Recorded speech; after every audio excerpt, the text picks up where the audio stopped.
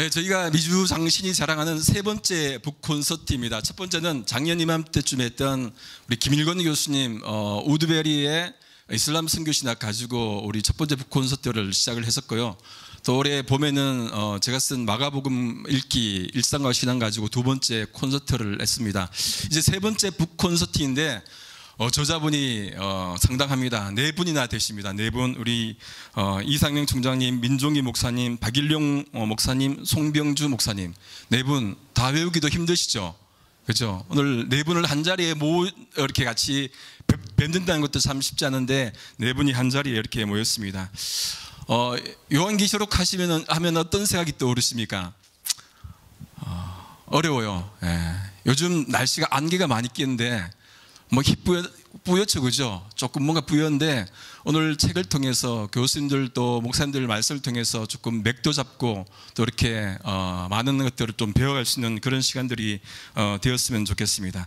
제가 이제 한 분 한 분 소개 드릴 때 여러분 큰 박수로 조금 환영해 주시기 바랍니다. 한 분 한 분 좀 모셔보겠습니다. 먼저 우리 요한계시록 개론을 우리 쓰신 이상명 총장님 여기 자리에 조금 박수로 환영하겠습니다. 네. 우리 두 번째 우리 요한계시록을 정치윤리와 인권지어서 쓰신 우리 민종기 목사님 박수로 환영하겠습니다. 또 요한계시록을 또 교회와 인권지어서 우리 쓰신 우리 박여령 목사님 박수하겠습니다. 우리 마지막 송병주 목사님이 요한계시록을 어떻게 설교할 건가 에서 관여해서 쓰셨는데 박수하겠습니다. 네, 우리 서평자가 또 세 분 계십니다. 두 주제에 한 분씩 한 명이 또 맡아서 서평을 한 분 한 분 하시고 전체 서평을 또 한 분이 하셨는데 우리 풀로 신학교 계시는 우리 신웅길 교수님 박수로 환영하겠습니다. 우리 또 우리 학교 교수님이신 우리 박일서 교수님, 예, 팜스프링에서 오셨습니다. 박수로 환영했습니다. 클레본 신학교 교수님이신 우리 김남준 교수님이 전체 서평을 해주시겠습니다. 박수로 환영했습니다. 그럼 먼저 제일 처음으로 요한계시록이 어떤 책인지에 관해서 쓰신 우리 이상명 총장님께서 요한계시록 개론에 대해서 쓰셨는데 한번 발제를 듣도록 하겠습니다. 박수하겠습니다. 예, 일단은 이 책은 우리 네 분의 공저자들이 함께 집필한 책입니다. 리더십 트레이닝 컨퍼런스라고 하는 그 세미나를 통해서 우리 그때 선한정의교회에서 같이 발표했고요. 그 발제의 결과물로 나온 겁니다. 물론 많이 다듬어지기도 했고요. 요한계시록은 어려운 책이 아니다는 거, 그리고 우리에게 하나님은 희망과 구원을 말씀하시는 강력한 메시지가 계시록에 담겨져 있다는 거. 많은 분들이 어렵다, 난해하다, 두렵다, 떨린다, 뭐 요한계시록을 생각하면 많은 분들이 그런 피드백을 주시는데 전혀 그런 책이 아닙니다. 최근에 요한계시록 연구는 상당히 많이 진행되었기 때문에 누구나 읽을 수 있는 그런 책이 되었고요. 문헌 고정적으로 또 고고학적으로 상당히 많은 1세기 교회가 처했던, 소아시아 교회가 처했던 상황들이 많이 드러나게 되어서 이제는 거의 완벽하게 이해할 수 있는 책이 되었습니다. 그래서 제가 뭐 자세하게 굉장히 많은 양들이 있거든요. 제가 다뤘던 게 묵시와 묵시문학 그리고 묵시적 종말론, 요한계시록 디코딩. 왜냐하면 이게 암호화되어 있기 때문에 묵시문학적 장르가 가지고 있는 특성을 우리가 제대로 이해하려고 한다면 암호 해독하듯이 그것을 다시 디코딩하는 작업을 해야 합니다. 인너서클에 있는 사람들에게는 모든 게 다 공개되어 있는 메시지였지만 박해하는 대상을 향해서는 아우터서클이죠. 아우터서클을 향해서는 그게 차단되어 있기 때문에 우리는 2000년 역사가 흘러가고 난 다음 현재의 우리 독자들이 요한계시록 메시지를 이해하려고 할 때는 다시 인너서클로 들어가는 작업을 해야 되는데 그 작업을 하려고 하니까 여러 상징과 여러 다양한 숫자와 이러한 그 내용들이 상당히 버겁게 이해하기가 힘든 상황인 거죠. 그래서 인너서클로 들어가기 위해서는 디코딩 작업을 해야 되는데 그 디코딩 작업에 관한 내용들을 간략하게 제가 책에 소개를 했습니다. 요한계시록을 둘러싼 오해들이 있고요. 많은 분들이 점치는 책이냐, 정감록이냐, 노스트라다무스의 예언서와 같은 책이냐, 전혀 그런 책이 아닙니다. 이거는 하나님이 우리에게 주시는 일종의 미래의 청사진이기도 하지만 현재의 악의 여러 가지 악한 요소들 속에 살아가는 우리 성도님들이 어떻게 일상 속에서 살아가야 하는가에 대한 영적 매뉴얼이라고 저는 생각하고요. 일종의 저항성을 띠고 있기도 하고, 그리고 일종의 박해문학이지만 그 박해 상황 속에서 성도가 어떻게 자기 신앙을 지켜나갈 건가에 대한 하나의 영적인 매뉴얼이라고 저는 생각을 합니다. 요한계시록을 이 일을 위한 기본 정보를 제가 소개했고요. 그 요한계시록이 가지고 있는 문학 장르를 소개했습니다. 그리고 제국주의 종교, 임페리얼 컬트라는데, 결국 이 저항성을 띠고 있는 것은 그 당시 로마 제국이 추구했던 인간 왕, 황제 왕을 신격화하는 디비니제이션 하는 과정에 대한 일종의 저항성이죠. 우리는 한 분 하나님만을 예배해야 되는데 황제를 신격화해서 황제에게 헌화와 헌주하게 하고 하는 일종의 그 강력한 그러한 그 도전 상황 속에서 어떻게 그것에 저항하면서 하나님 한 분만을 예배하는 거룩한 성도가 될 수 있는가에 대한 중요한 메시지를 담고 있다는 거죠. 그래서 이 계시록이 기록되었던 1세기 소아시아의 상황에 대한 정확한 정보를 짚어드리게 되면 이 전체적인 맥락을 이해하는 데 많은 도움이 될 겁니다. 그래서 제국주의 종교와 소아시아 상황을 소개했고요. 소아시아 교회의 제국주의 종교에 대한 저항, 소아시아의 그 전체적인 구조 분석, 그리고 통째로 한번 홀리스틱하게 1장부터 해서 마지막 장까지 훑어보는 그런 내용으로 제 책은 구성되어 있습니다. 짧은 시간에 모든 내용을 다 소개하는 것은 불가능하고요. 그래서 10불밖에 되지 않으니까 사서 읽어보시길 바랍니다. 저는 이상입니다. 감사합니다. 예, 강조점은 사서 보시라는 데 있었습니다. 예, 또 정치를 제공했으니까 더 이상 질문하지 마라. 뭐 이런 강압적인 말씀 메시지. 요한계시록보다 더 무섭네요. 예. 그 뒤에 분들이 계시니까 배려해 주시는 것 같습니다. 네, 그러면은 이제 민종기 목사님께서 요한계시록과 정치윤리, 그러니까 우리가 계시록 그러면 총장님도 말씀하셨지만 뭐 이렇게 아마겟돈 전쟁 이런 것만 떠올리고 휴고 이런 것만 떠올리는 이 상황 속에서 어떻게 요한계시록이 현실 정치와 연관이 되는지 같이 한번 들어보는 시간 갖도록 하겠습니다. 우리 민종기 목사님, 충현 선교교회 담임 목사님 박수로 환영하겠습니다. 예, 총장님께서도 앉아서 하셨기 때문에 예, 저도 앉아서 편하게 말씀을 올리도록 하겠습니다.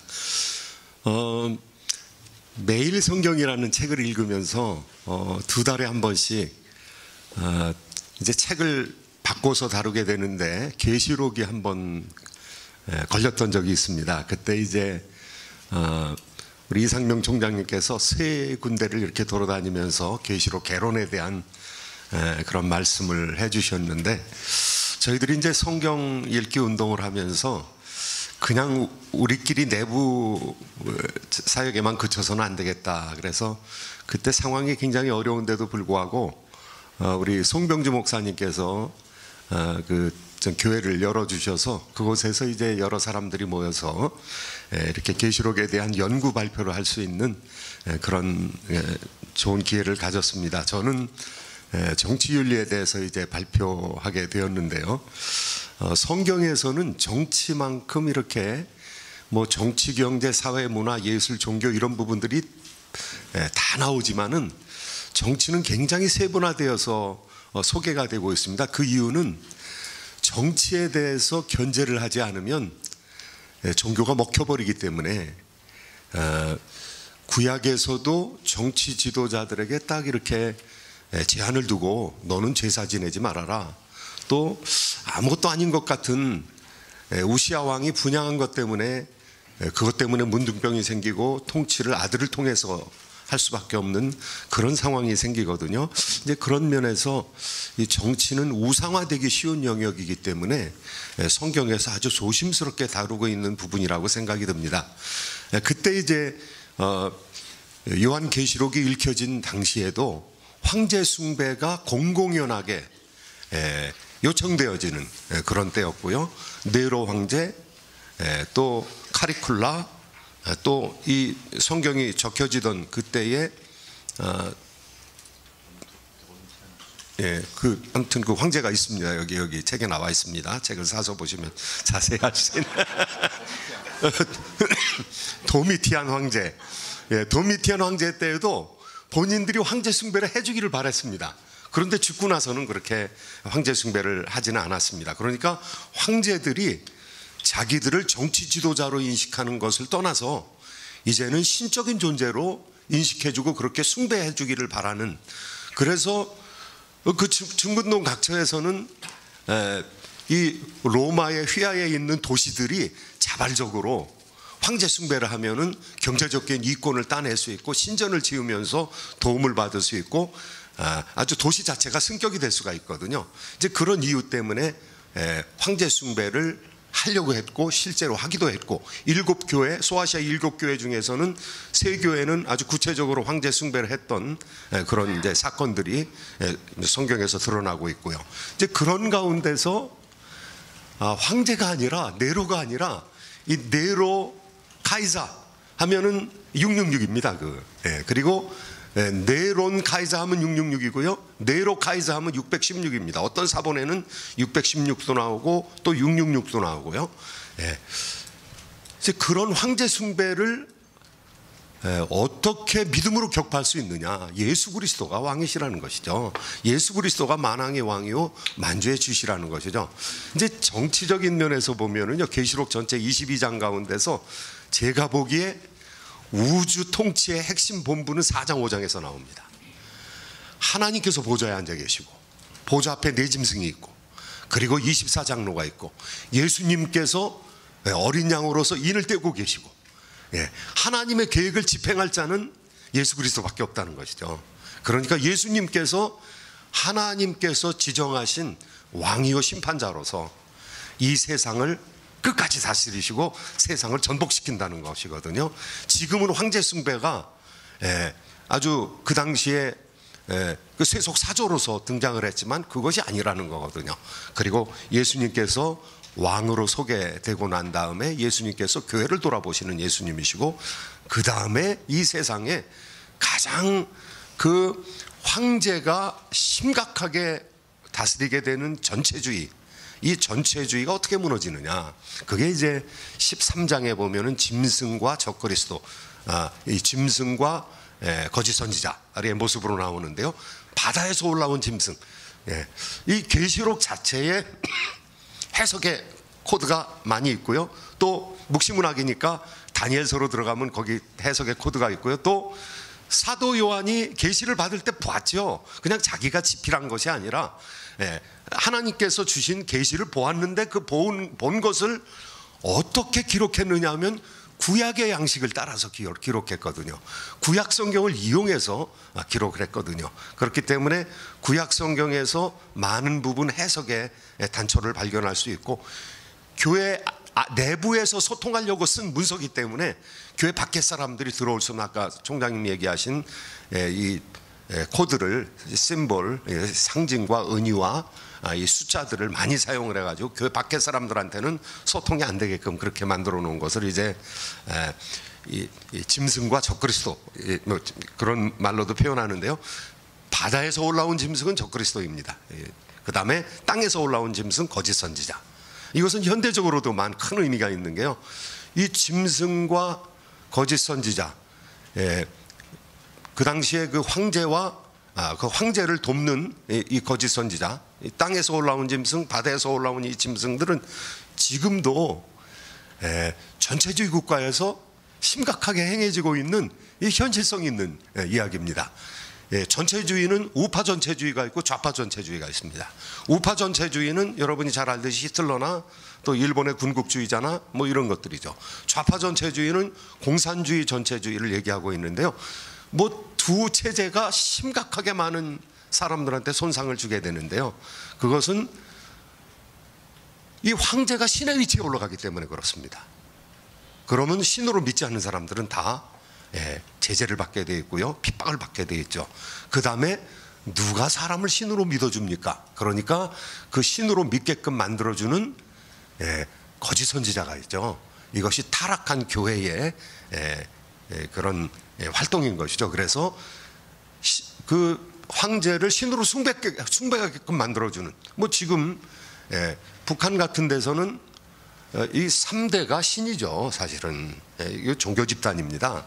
그 종교 집단을 믿을 수 있게끔 해주는 사람들이 뭐 황장엽 같은 사람들이 주체 사상을 만들어 가지고 신으로 섬길 수 있게끔, 주석을 신으로 섬길 수 있게끔 그렇게 만들어 주는 것이죠. 예, 그런 것들이 이제 뭐 사회주의나 공산주의 또 우파 전체주의에서도 나타나고 있고요. 그런데 그와 같은 이 짐승들이 배경으로 하는 도시가 무너진다. 그 도시가 바벨론으로 표현되고 있는데 사실은 그 당시에 로마죠. 로마가 반드시 무너지고 새 예루살렘, 하나님께서 원하시는 도시, 새 예루살렘이 들어선다는 것이 이제 결론적이고, 이 계시록에서 승리자는 누군가? 믿음을 가지고 순교하는 사람들이 승리해야 합니다. 핍박받는 사람들이 믿음을 잘 지키고 나갈 때 그 사람들이 하나님 앞에서 가장 영광스러운 사람들이고, 보좌 가까이 가는 사람들이고, 보좌 옆에 있는 번제단에서 신원을 위해서 기도하는 사람들이라는 것이죠. 그래서 하나님 백성들, 승리는 이미 예정이 되어 있습니다. 승전가는 이미 작곡이 되어 있고, 그리고 우리가 이제 승전가를 부르기에 합당하도록 믿음으로 생활하기를 강력하게 촉구하는 참 승리의 책이고 즐거움에 용기를 주는 책이라고 저는 생각을 합니다. 감사합니다. 이 땅 가운데서 우리가 어떻게 살아야 될지에 대한 메시지를 좀 주신 것 같습니다. 네, 그러면 우리 총장님 개론하고 우리 민종기 목사님의 그 정치윤리에 관해서 우리 플로신학교에 계시는 우리 신웅길 교수님께서 서평을 좀 날카롭게 좀 해주시겠습니다. 수염이 멋있는 남자, 신웅길 교수님 박수로 환영하겠습니다. 반갑습니다. 일단 너무 귀한 책 서평해 줄 수 있는 기회 주셔서 감사드리고요. 먼저 이상영 총장님 글부터 잠시 말씀을 좀 드리겠습니다. 진짜 요한계시록은 굉장히 중요한 책이고, 또 그 중요한 그 중요성만큼이나 이 다양한 문제들과 지금까지 연결되어 와 있었는데요. 뭐 예를 들어서 뭐 계시록의 스토리를 어떤 종말론 시계에서 타임테이블처럼 읽으려는 관점도 있었고, 또 너무 천년 왕국이 무슨 의미인가 거기에만 집중한 나머지 계시록 전체의 신학적 조망은 좀 소홀히 하는 경우도 좀 있었거든요. 근데 이렇게 계시록과 관련돼서 다양한 문제들이 있는데, 그 문제들의 저변에 있는 이슈는 사실 해석학적인 거라고 생각을 하고요. 이상영 총장께서 집필한 이 요한계시록 개론 부분에서는 이제 바로 이런 해석학적인 측면에서 볼 때 일반 성도들이 계시록을 접근할 때 매우 진짜 건전하고 또 유용한 그런 해석학적 길잡이를 해준다고 저는 좀 느꼈습니다. 제가 볼 때 이 저자께서 계시록을 접근하는 이 해석의 큰 세 축을 볼 수 있었는데요. 이제 첫 번째는 묵시문학이라고 하는 장르의 특징, 즉 문학적인 축을 갖고 있고요. 둘째는 그 문학적 특징을 가져오게 했던 그 로마 제국이라고 하는 역사적인 정황, 즉 역사적 축을 갖고 있고요. 또 세 번째는 이 문학과 역사라고 하는 그 관계를 통해서 결국은 하나님의 백성에게 전달되는 그 메시지에 대한 것, 즉 신학적인 축을 갖고 있었습니다. 그래서 문학, 역사, 신학이라고 하는 이 세 가지 축이 이제 견고하게 균형을 가지고 계시록을 해석할 수 있도록 그렇게 인도해 주는 것을 좀 보았습니다. 그래서 이제 저자가 이 계시록의 첫 작업으로, 해석의 첫 작업으로 하시는 것이 말씀하셨던 이 묵시문학, 또 묵시적 종말론의 특징을 보여주시는 거였거든요. 장르 자체가 굉장히 상징성과 이제 복잡성을 갖고 있기 때문에 이제 말씀하셨던 그런 수비학, 어떻게 이런 숫자적인 상징을 해독할 것인가, 이런 것들을 설명해 주시죠. 이렇게 상징성을 갖고 있는 이 장르 자체는 역시 기능을 갖고 있는데, 이제 기능에 대한 것을 설명하시면서 두 가지로 나누셔요. 이 공동체 내와 공동체 밖으로 이 기능을 구분을 하시는데, 내면에 대해서는 이제 소통을 하지만 외변에 대해서는, 외부에 대해서는 이제 은폐를 하는 그런 양면적인 기능을 갖고 있는 것을 보여주시죠. 이런 기능이 양면적으로 갖고 있다고 하는 것 자체가 이 로마 제국이라고 하는 역사적 정황, 그리고 묵시문학이라고 하는 그 문학적 장르에 적합한 그런 그 양면적 기능이 되는 거거든요. 그래서 이 묵시문학의 기능을 이런 역사적인 정황과 또 장르 특징에 맞춰서 잘 설명을 해주셨습니다. 이렇게 장르의 특징을 아는 것이 이 계시록에 대한 오해를 걷어내는 첫 작업이 됐던 것이죠. 그 다음에 두 번째로 저자가 하시는 것은 이 계시록을 로마 제국이라고 하는 정치, 또 문화, 종교 시스템, 이런 역사적 정황 속에서 위치시키시는 것이었습니다. 당시에 이제 특히 황제 숭배를 통해서 이 제국주의 종교가 1세기 말 소아시아에서 굉장히 중요한 역할을 했기 때문에 그것을 역사적 정황을 파악하는 중심 주제로, 중심 문제로 제시를 하시죠. 그리고 이런 정황을 이제 고려할 때만 아까 말씀드렸던 묵시 문학이라고 하는 문학적인 형태가 어떻게 그 기능을 두 가지로 나눴을 때 공동체 밖에 있는 로마 제국에 대해서는 심판의 메시지로, 그리고 공동체 안에 있는 성도들에 대해서는 소망의 메시지로 역시 이렇게 양면적인 그런 기능을 하는 것을 이해할 수 있게 됩니다. 그래서 이런 장르와 그리고 또 역사적인 정황을 잘 보여주시는 이 두 번째 작업을 진행하셨던 거죠. 그렇게 문학적인 토대와 역사적인 토대에서 이제 저자가 마지막으로 하시는 것은 계시록 전체에 대한 조감입니다. 이제 계시록의 구조를 보여주는 이제 세 가지 모델을 제시하는데 그림과 함께 굉장히 간략하게 잘 설명이 되어 있었고요. 그렇게 주요 모델을 제시한 후에 하시는 것이 이제 계시록을 이해하는 방법은 이렇게 미세적이고 미시적인 것들에 대한 분석도 필요하지만 1차적으로 필요한 것은 통째로 보는 관점이라고 이제 생각을 하셔서 그런 거시적인 관점으로 어떻게 전체의 내용을 독자들에게 설명해 줄 수 있을까라는 부분으로 작업을 마무리하시죠. 결국 이를 통해서 하시는 것은 신학적인 메시지였습니다. 그래서 역사의 주관자인 하나님인데 현실의 상황에서는 절망적이기 때문에 그 하나님을 보지 못하는 거거든요. 그래서 절망적인 현실의 상황에서 그것을 초월하여 역사적인 주관자인 하나님을 보도록 하는 그런 계시록의 신학적 메시지를 궁극적으로 그려주시는 거죠. 말씀드린 대로 이 문학과 역사와 신학이라고 하는 그런 세 축이 균형 잡혀서 이 계시록을 해석해 주셨습니다. 이렇게 균형 잡힌 해석학을 바탕으로 해서 이제 글을 제시하셨기 때문에 여러 가지 강점을 가지고 있는데요. 이제 첫 번째 강점은 사실 계시록의 해석에 있어서 아주 중요하게 생각해야 되는 것이 이제 1세기 로마의 상황이거든요. 왜냐하면 이제 불가해 보이고 다른 세상의 이야기처럼만 이렇게 여겨질 수 있는 그 계시록이 사실 이제 1차적으로 보면 1세기 로마 제국이라고 하는 구체적 상황 속에 살고 있는 성도들에게 전달되는 아주 현실적인 말씀인데 이제 그것을 볼 수 있도록 이 작업을 해주셨던 게 제일 큰 장점이라고 저는 느꼈습니다. 둘째의 장점은 이제 1세기 성도들의 상황을 통해서 1세기 로마 제국의 상황을 통해서 그 텍스트의 의미를 보여주셨다면 그것을 21세기 독자들의 현실과 지속적으로 연결하는 그런 강점을 보여주셨어요. 그러니까 성경 해석이 단순히 어떤 역사학자가 고증하는 것으로 끝나는 것이 아니라 이제 1세기 성도들의 지평이 있고 이제 21세기 독자들의 지평이 있는데 그것을 연결하는 작업까지 잘 해주셨던 것으로 보았습니다. 그리고 세 번째는 제가 이제 읽으면서 스스로 굉장히 부러워했던 건데요. 이제 사실 이 계시록에 대한 내용들을 전달하는 데 있어서 굉장히 많은 내용을 다룰 수밖에 없어요. 분량을 보시면 알겠지만 많은 내용들을 담을 수밖에 없지만 사실 여기서 보여주신 것들이 이것보다 더 많은 내용을 담을 수 있는데 짧은 지면에 너무 효과적으로 보여주셨고요. 또 어렵고 복잡한 내용인데 굉장히 쉽게 이해하도록 보여주셔서 대가이시구나 그런 느낌을 좀 많이 받을 수 있었습니다. 그리고 사실 이제 읽다 보시면 로마 제국 상황에 대한 설명하고 계시록 구조를 보여주는 부분만으로도요 독자들은 책값이 아깝지 않을 겁니다. 그 부분만 보신다고 하더라도요.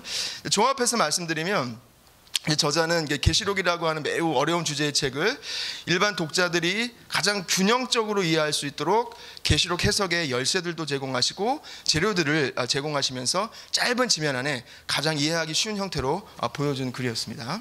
감사합니다. 그 다음에 민종기 박사님의 글인데요. 이제 민종기 박사님은 이제 정치학하고 기독교 윤리학을 모두 공부하신 분이라서요.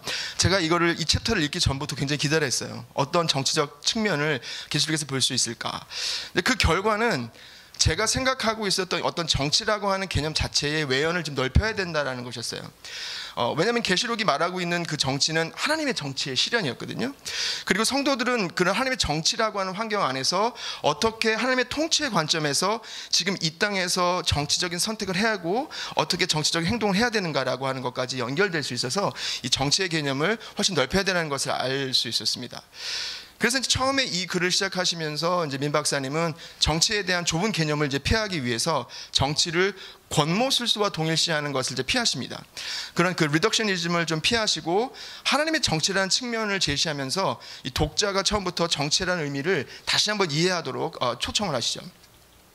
그럼 이렇게 재정의된 정치의 모습에서 나타나는 것은 뭐냐면 황제 숭배와 그리스도의 통치 사이의 대립입니다. 이 대립 구조로 정치의 관계를 이해하셨던 거죠.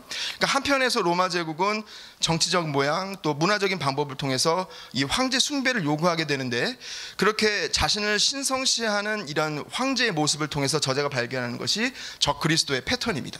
그게 한 축이라면, 다른 한 축으로 있는 것은 이제 역사의 주관자, 심판자로 이제 보좌에 앉으시는 하나님과 어린 양이거든요. 그에게 절대적 권위가 있다라고 하는 것을 통해서 절대적 주권의 소유에 대한 문제로 양자가 대립하게 되는 것을 보게 됩니다. 그 가운데서 신자가 이제 선택해야 되는 것은 뭐냐면, 누가 정말 우리의 왕인가라고 하는 선택을 요구받게 되는 거죠. 그래서 이런 대립의 구조 속에서 계시록이 하는 것을 이렇게 정리하십니다. 인류 역사의 종국에 이루어질 하나님의 권리 주장, 그리고 그의 주권을 다시 찾는 이야기다. 그리고 그 가운데서 교회는 세상 속에 들어온 하나님의 나라이며, 이런 하나님 주권 사상을 순수하게 담지한 공동체로 제시하게 되죠. 이렇게 이 둘 사이의 대립의 구조 사이에서 어떻게 이제 로마 제국이 이 우상 숭배적인 권력 추구를 하는지를 파헤치십니다. 이렇게 권력 추구의 모습을 파헤칠 때 말씀하신 것이 두 짐승의 협업이죠. 이 바다에서 나온 짐승과 땅에서 나온 짐승의 협업을 보여주시는데요. 이 바다에서 나오는 짐승은 이제 이 모든 민족 위에서 제국을 다스리는 강력한 군주입니다. 그래서 이제 국가가 하나님을 대적할 때 어떻게 가장 악랄한 모습으로 보일 수 있는가를 보여준다고 생각했고요. 참고로 저자는 이것을 이제 로마서 13장에 나오는 이제 국가의 긍정적인 모습과는 좀 대조를 하십니다. 양면을 갖고 있다는 거죠, 이 정부는.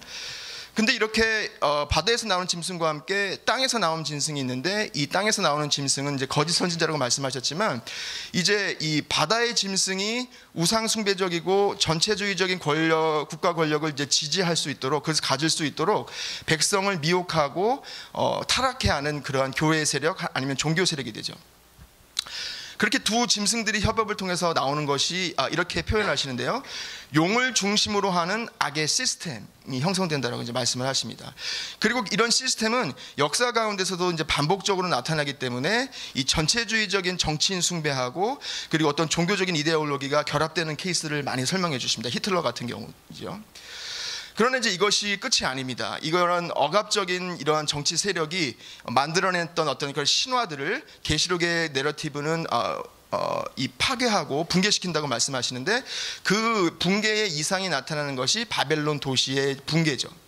이제 결국은 그 절대 권력화된 인간 통치자는 영속적일 수 없다는 것을 보여주고요. 이렇게 바벨론이 붕괴될 때는 이 권력 구조 안에 있었던 경제적 이익, 그리고 또 물질적 향락을 추구했던 전체 시스템의 붕괴를 함축한다고 이제 보시게 된 겁니다. 그렇게 됐을 때 바벨론의 붕괴와 대조해서 나타내는 것이 이제 새 예루살렘의 출현인데, 여기서 이제 재미있는 주장을 하십니다. 이게 새 예루살렘의 출현이 보여주는 것은 뭐냐면, 이제 장차 종말의 때에 그리스도의 주권에 복종하는 새로운 통치 안에서는 경제와 문화와 이러한 그런 다른 종류의 시스템이 종말의 때 구체적으로 나타날 것이라고 말씀을 해주고 있는 것이죠. 어떤 그런 천상적인 상태로 이렇게 구체적이지 않는 것이 아닌 그런 구체적인 경제, 문화, 통치 시스템이 나올 거라고 말씀하고 계십니다. 이러한 과정을 통해서 저는 개인적으로 이 계시록을 이해하는 새 지평을 좀 얻었는데요. 이제 묵시문학이라고 하는 장르의 특징 자체가 이 초월적인 것을 이제 봄을 통해서 이 땅에서 성도들이 어떤 선택을 할 것인가 요청하는 글인데, 이 성도들의 선택을 요청하는 그 부분에서 그것이 일어나는 컨텍스트는 정치적인 구조라고 하는 그런 관점을 이제 주시게 된 거죠. 이제 그렇기 때문에 결국은 기독교인들이 이 정치에 대해서 갖는 그 오해를 다루는데 굉장히 큰 도움을 주는 책이 됩니다. 이제 기독교인들은 한편에서는 아예 이 비정치화를 지나치게 하죠.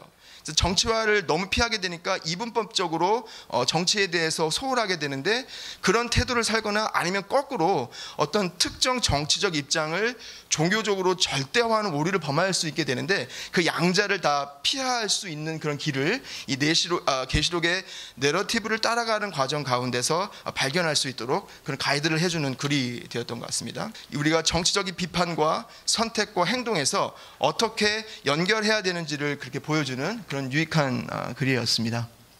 감사합니다.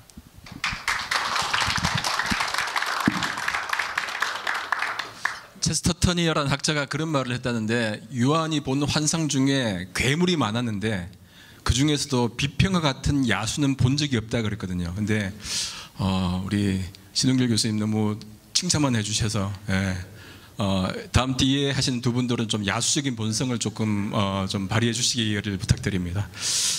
그러면 이제 세 번째 주제로 가도록 하겠습니다. 요한계시록과 교회라는 주제를 가지고 우리 로뎀 장로교회 담임 목사님이신 박일용 목사님께서 말씀해 주시겠습니다. 안녕하세요. 저는 로뎀 장로교회를 섬기고 있는 박일용 목사입니다. 저희 주제는 요한계시록과 교회라는 주제입니다. 요한계시록이 교회에 보내졌다는 이야기는 우리가 너무나 잘 알고 있습니다. 그렇지만 요한계시록의 내용 자체가 교회, 우리가 뭐 보이는 건물이 아니라 하나님의 백성의 공동체, 언약 공동체라는 사실은 우리가 알기도 하지만 구체적으로 요한계시록 내용 자체에서 좀 간과하고 있는 부분이 아닌가 그런 생각이 들었습니다. 요한계시록 하면 뭐 천년왕국이나 재앙, 짐승, 두 가지 짐승, 이렇게 무섭고 두려운 것들로 우리가 많이 생각하는데, 그것이 우리가 요한계시록을 어렵고 이해하기 힘든, 디코딩 해야 되고 이렇게 묵시문학적으로 들어가야 되는 어려움을 더 이렇게 처음 입구에서 막는 것이 아닐까. 그래서 핵심 메시지를 따라가다 보면 오히려 그런 큰 디코딩 없더라도 누구든지 그 당시의 상황에 오늘 우리 현실에도 적용할 수 있는 그런 메시지를 읽을 수 있다고 생각하고요. 그래야 이 계시록을 우리가 읽을 때 핵심 메시지와 또 그 내용에 대한 은혜를 우리가 누릴 수 있다고 생각하기 때문에 그렇습니다. 그냥 주장이 아니고 계시록 전체 구조와 내용들을 살펴보면 실제로 요한 사도가 이 메시지를 줄 때 핵심 내용 자체가 교회라는 것을 우리에게 보여주는 여러 가지 그 코드들이 있습니다. 특별히 이제 처음 시작할 때 내가 쓰는 내용 자체가 내가 지금 본 것과 그리고 지금 있는 것과 장차 올 일에 대해서 쓰겠다고 얘기합니다. 지금 본 것은 예수님의 그 부활하신 예수님 환상이죠. 인자 같은 이 환상이고, 지금 있는 것은 이제 소아시아에 있는 7 교회들에 대한 현재 핍박당하고 유혹 가운데 있는 교회의 모습이고, 장차 올 일은 4장 이후부터 사도 요한이 말하는 앞으로 올 일에 대해서 내가 보여주겠다 그러면서 하나님께서 요한을 하늘 위로 이렇게 천사가 올라가는 모습을 보여주면서 그 내용 자체가 무엇인가를 우리에게 보여줄 때 이것이 교회 내용이다. 하나님 백성의 주제처럼 어떻게 이 세상의 유혹과 심판 가운데서 이길 수 있는가, 승전가의 내용이라는 것을 우리가 볼 수 있고요. 특별히 요한계시록 전체를 다 구조적으로 분석할 수는 없지만 이 교회라는 주제를 따라서 요한계시록 전체를 한번 풀어본 그런 내용입니다. 특별히 교회라고, 내용 자체가 교회라고 우리에게 보여줘서는 그냥 구조를 아주 심각하게 아주 문학적으로 계시 문학적으로 분석하지 않아도 그냥 쉽게 우리가 볼 수 있는 것은 맨 앞에 1장에서 3장까지는 지상에 있는 교회들에게 편지입니다. 그 맨 마지막을 보면 새 예루살렘의 모습이 20장, 21장, 22장에 나오는데요. 분량도 거의 비슷합니다. 처음에는 이 땅에 있는 전투하는 교회들의 모습이고, 맨 마지막에는 새 예루살렘의 모습을 보여주겠다 그러면서 비슷한 분량을 기록합니다. 이 새 예루살렘이 뭐냐 하면 그리스도의 신부라고 분명하게 요한이 2번에 걸쳐서 아주 분명하게 얘기합니다. 그런데 우리가 새 예루살렘 하면 건물이 있고 보석이 있고 문이 있기 때문에 어떤 장소적인 것들로 많이 생각한다는 거죠. 그래서 천국에 갔다 온 사람들이 항상 계시록에 있는 내용 보고 꼭 이것이 있더라 그렇게 얘기합니다. 그렇게 얘기하지 않으면 거짓말이라고 얘기할 것 같으니까 그러는지 진짜 봤는지 모르겠지만, 그러나 계시록 자체가 가지고 있는 상징성은 건물을 표현하는 것이 아니라 성도가 얼마나, 교회가, 영광스러운 교회가 얼마나 아름다운 모습인가, 그리스도의 교회가 신부인 예수 그리스도의 신부인 교회의 아름다운 모습을 건물로 표현하지 않습니까? 에베소서 이거 사도 바울도 우리가 교회를 건물로 표현하죠. 지어져 가고 있는 성전으로 표현하는 것처럼 그 연장선상에서 이 건물 자체가, 새 예루살렘의 성 자체가 교회의 그리스도의 신부의 모습을 보여주는데 하늘에서 내려옵니다. 그러니까 원래부터 하늘에 존재하는 영광스러운 교회의 모습이 있고 이 땅에서 고난 가운데는 교회의 모습이 있는데 맨 마지막에 새 하늘과 새 땅 이후에는 하늘에 있는 영광스러운 교회의 모습이 이 땅으로 내려와서 이 고난당하는 교회, 전투적인 교회와 하나 되는 이 교회, 현재 이 땅에 있는 교회들에게 주시는 메시지죠. 그래서 이 메시지를 누구에게 주시냐 하면 천상의 천사들하고 함께 노래하는 천상에 있는 교회들에게 메시지를 전달하는 것이 아니고 이 세상에서 고난당하고 있는 사람들에게 계속 메시지를 주면서 그렇게 이 고난당하는 교회가 어떻게 그 마지막 영광스러운 교회로 갈 것인가를 중간중간에 보여주기 위해서 이제 삽입절이라는 구조를 이제 읽어보시면 중간에 삽입절 구조를 넣는데 그 삽입절 어떤 뭐냐 하면 이 땅에서의 심판 가운데 있는데 중간에 스탑합니다. 6가지 재앙을 하면서 6째 스탑하면서 갑자기 하늘로 요한이 올라가는 하늘의 비전을 보여줍니다. 그러면서 뭘 보냐면 천상에 있는 천상의 교회의 모습들을 보여줍니다. 그 교회가 지금 지상에 있는 교회가 바라보아야 될 영광스러운 모습이라는 거죠.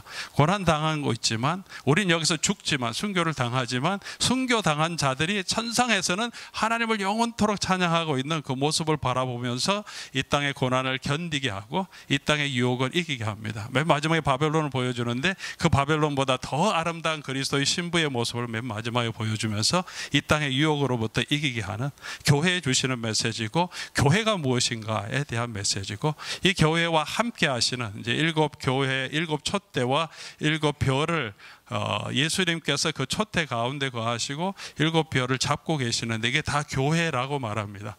예수님의 그 교회 사이에 함께 하시고 그리고 그 교회의 사자들을 붙들고 계시면서 그 예수님께서 다시 오실 때 이 교회가 영광스러운 승리한 교회로 가게 되기 때문에 이 땅에서 있는 모든 고난을 우리가 인내하면 우리 7교회에 주신 메시지 맨 마지막에 이기는 자에게는 하면서 약속을 주십니다. 그 약속이 어디에서 이루어지냐면 이 새 예루살렘 모습에서 이루어집니다. 이기는 자에게는 이것을 주겠다 하는데 그게 다 새 예루살렘에 나와 있습니다. 영생도 있고 하나님의 성전의 기둥이 되게 하겠고 무슨 말씀입니까? 이 고난을 겪고 이겨내면 endure, 참아내면 이기면 이렇게 영광스러운 하나님의 교회로 우리가 들어갈 수 있다. 그렇게 고난당하는 성도들에게 주시는 메시지, 그리고 그 교회의 본질이 무엇인지를 우리에게 보여주면서 오늘 이 시대에 우리가 다시 회복해야 될 교회로는 요한계시록에서 여러 가지 모습 가운데 우리가 아주 많이 적용할 수 있는 좋은 메시지들이 많이 있다고 생각합니다. 이때까지는 교회가 당하면은 한 그런 세상에서 미국도 이제는 교회가 핍박당하고 오히려 소수화되어 가는 상황에서 오히려 우리가 다시 보아야 할 교회의 모습, 교회가 자세는 요한계시록을 통해서 우리가 초대교회의 모습을 회복할 수 있는 많은 그 메시지가 있지 않을까 생각되고, 맨 마지막에 결론적으로 그러므로 통해서 우리에게 주시는 메시지가 뭔가, 우리의 교회가 누구인지, 교회의 정체성을 바로 알고, 우리 주구가 누구인지 바로 알고, 우리의 대적이 누구인지 바로 알고, 우리의 고난이 어떤 것인지 알고, 그리고 우리에게 주신 상급이 어떤 것인지 바로 알 때 우리 교회가 다시 하나님이 주시는 영광스러운 교회로 변화되지 않을까, 그런 주제로 적었습니다. 네. 바랍니다. 이제 책의 저자분으로서 마지막으로 우리 송병주 목사님, 선한청기교회 송병주 목사님께서 요한계시록하고 설교 어떻게 진행하면 좋을까에 대해서 한번 또 말씀해 주시겠습니다. 박수로 환영하겠습니다. 네. 내용이 제일 짧기 때문에 가장 짧게 해야 될 것 같긴 한데요. 창세기하고 계시록은 연결되어 있다고 생각을 합니다. 그래서 태초에 하나님이 천지를 창조하시고 그 다음에 에덴 동산을 만드신 것처럼 새 하늘과 새 땅을 지으시고 이제 새 예루살렘이 임하는 것을 보게 되죠.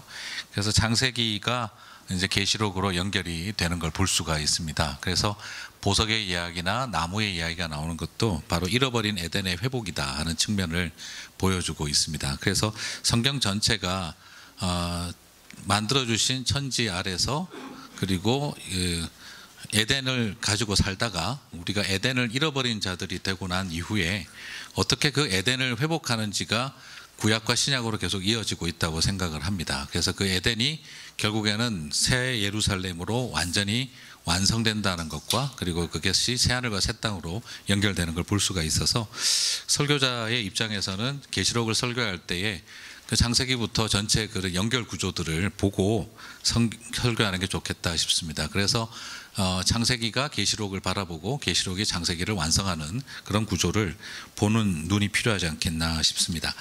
그래서 이제 이것을 이해하기 위해서는 그래서 이 계시록은 계시록만 뚫어져라 쳐다보면 안 됩니다. 그래서 구약을 이해를 해야 한다는 큰 흐름을 이해해야 한다는 특징이 나오게 되겠고요. 그리고 두 번째는 계속 이야기해 주셨던 것처럼 로마라고 하는 히스토리를 이해할 필요가 있고 제국의 역사를 이해할 필요가 있다고 생각을 합니다. 그래서 어떻게 그 에덴을 상실하고 난 이후에 세상이 제국과 신국, 그러니까 황제가 다스리는 나라와 하나님이 다스리시는 나라의 그 충돌을 우리가 바라볼 때 이 요한계시록에서 모든 게 집약되어 있기 때문이라고 봅니다.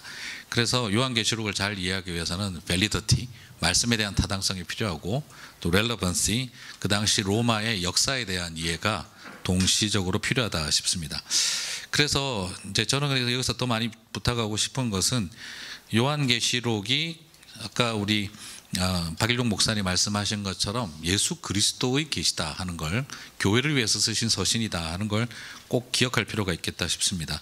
그래서 예수 그리스도의 계시라, 이게 예수 그리스도, 이것이 주격 소유격이냐 목적격 소유격이냐 상당히 어려운 부분들이라고 말하기도 하지만 다 좋다고 생각합니다.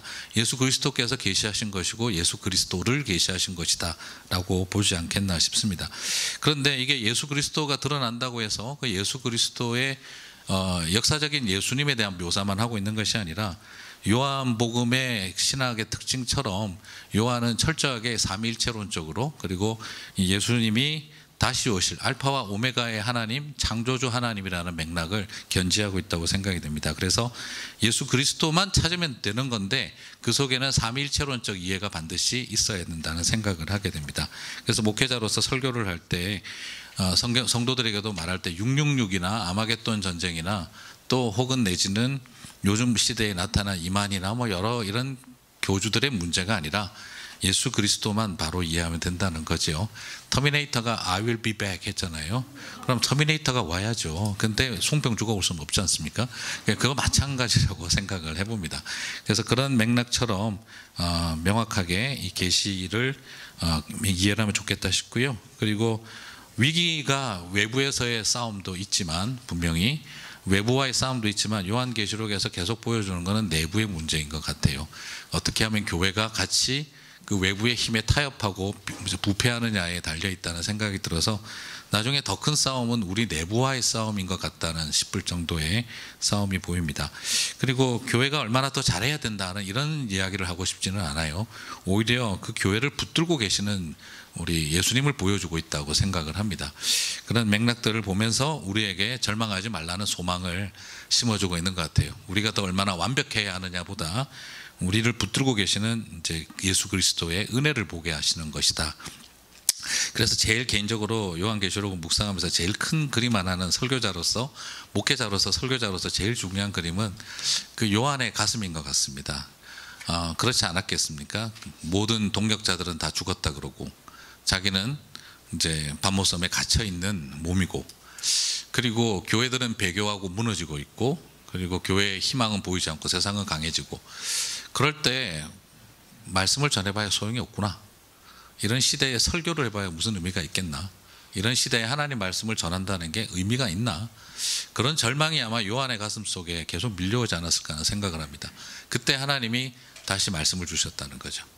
그래서 저는 설교자와 목회자들에게 필연적으로 따라오게 되는 어떤 선지자적 딜레마, 해봐야 소용없다, 바뀔 거 없다, 여전히 세상은 이 모양이고, 목사들도 같이 저렇게 부패하고 썩어서 배교하는데 교회가 저렇게 무너지는데 이런 시대에 무슨 희망이 있나, 설교가 홍수고 말씀이 홍수의 시대에 또 말씀을 전하는 게 무슨 의미가 있나 하는 그런 선지자적 딜레마가 밀려올 때 저는 요한에게 하나님이 그 계시가 그 가슴을 열어주셨다고 생각합니다.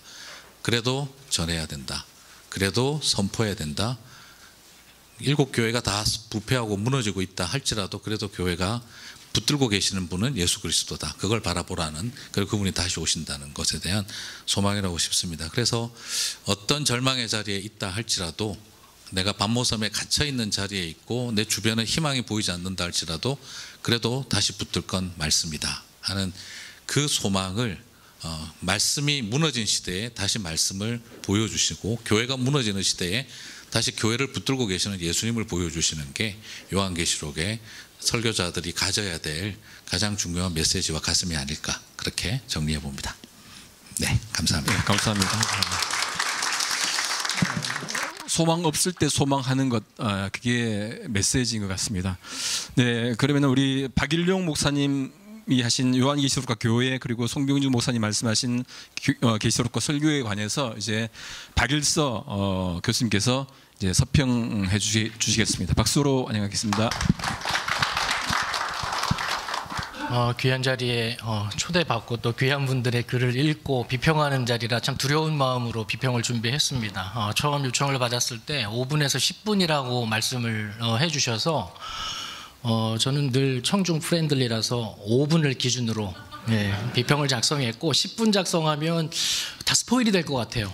지금 여러분들이 10불 주고 사셔야 되는데 그 내용들을 다 스포일할 것 같아서 제가 한 5분 정도로 비평, 제 소감이라고 하는 게 맞을 것 같습니다. 소감을 여러분들과 나누겠습니다.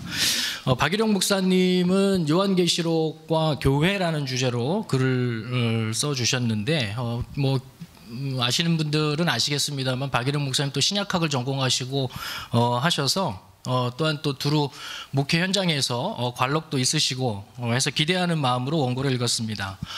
교리적인 말씀은 하지 않을 것이다 라는 기대가 있었고, 일반론에서 그치기 쉬운 그 교회에 대한 글이 아닐 것이다 라는 기대로 글을 읽어 나갔는데, 요한계시록의 신학을 교회의 관점에서 조망을 하셨고, 또 과감하게 요한계시록의 전체의 주제가 교회다라고 제안을 하고 계십니다. 이렇게 말씀을 하시는 이유를 아까도 말씀을 다 주셨는데, 그 구조에 있어, 요한계시록의 구조에 있어서 요한계시록은 소아시아의 7교회에 보내진 편지의 형식을 취합니다. 또 그 묵시의 클라이막스라고 할 수 있는 해당하는 결미에서도 일정한 분량으로, 유사한 분량으로 새 예루살렘에 대한 환상에 대해서 이야기를 하는데, 새 예루살렘이 상징하는 바가 교회다라고 저자는 해석하고 계십니다. 일반적으로 새 예루살렘이라는 그 이미지는 평범한 그리스도인들에게는 천국 혹은 천당이라는 공간적인 개념으로 인식되기 쉽습니다. 그러나 저자는 그 새 예루살렘이 완성된 교회를 의미하는 것으로 보고 있고, 예컨대 새 예루살렘을 두고 계시록 본문은 어린 양의 아내의 비유를 하고 있는데, 이는 통속적으로 천국의 개념보다는 교회와 더 어울린다는 것이죠. 게다가 예루살렘, 새 예루살렘은 성도가 들어가는 장소가 아니라 도리어 이 땅에 내려오는 미래의 현실로 요한은 그리고 있기 때문에 천국 혹은 천당보다는 하나님의 온전한 다스림이 실현된 교회로 보는 것이 타당하다라고 주장을 하십니다. 이런 관점에서 새 예루살렘을 보면 21장부터 22장에 걸쳐서 나타나는 새 예루살렘의 환상은 완성된 교회의 장엄함이나 교회를 이룬 성도가 누릴 축복, 그리고 구속사적 관점에서 창세기의 에덴을 회복한 원형적인 교회를 보여준다는 것이죠. 결국 지금 현재의 교회가 소망해야 할 최종적 교회의 모습이 새 예루살렘으로 요한계시록 안에서 형상화되었다라는 것입니다. 현재 교회가 완성된 교회에 참여할 때까지 경험해야 할 장차 일어날 일들의 속살은 심판과 또 영적인 전쟁입니다. 그렇기 때문에 현재의 교회를 전투하는 교회 혹은 고난당하는 교회로 정의합니다. 이런 교회의 삶의 정황을 인식하고 완성된 교회로 임할 새 예루살렘에 참여하도록 위로하고 격려하기 위해서 주어진 책이 요한계시록이라는 것이죠. 그렇기 때문에 저자는 요한계시록이 목회적이고 또 실제적인 책이라 평가합니다. 저자는 이 교회를 중심으로 요한계시록의 신학을 일별할 뿐만 아니라 살뜰하게 전투하는 교회가 새 예루살렘이 임할 때까지 어떻게 살아가야 하는가, 삶의 지침으로 삼을 수 있는 한 5가지 정도를 제시하고 있는데, 그 첫째가 교회의 정체성을 바르게 인식해야 된다는 것이고, 두 번째는 교회의 주인이시고 고난 중에 있는 교회들을 끝까지 붙들고 계신 주님을 바르게 알아야 한다라는 것이고, 세 번째로 원수의 정체를 분명하게 알아야 한다. 네 번째로 하나님의 군대로서의 사명을 알아야 한다. 다섯 번째로 교회에 약속한 상급을 알라라는 그 메시지를 또 독자들에게 제시하고 있습니다. 본 논문은 그 요한계시록을 관통하는 그 교회라는 주제로 미래의 비밀을 담고 있는 신비한 예언서가 아니라 현재의 교회를 위한 실질적인 목회적 지도와 돌봄의 책으로 요한계시록을 바라보는 하나의 관점을 제시한다는 점에서 그 공헌이 크다고 하겠습니다.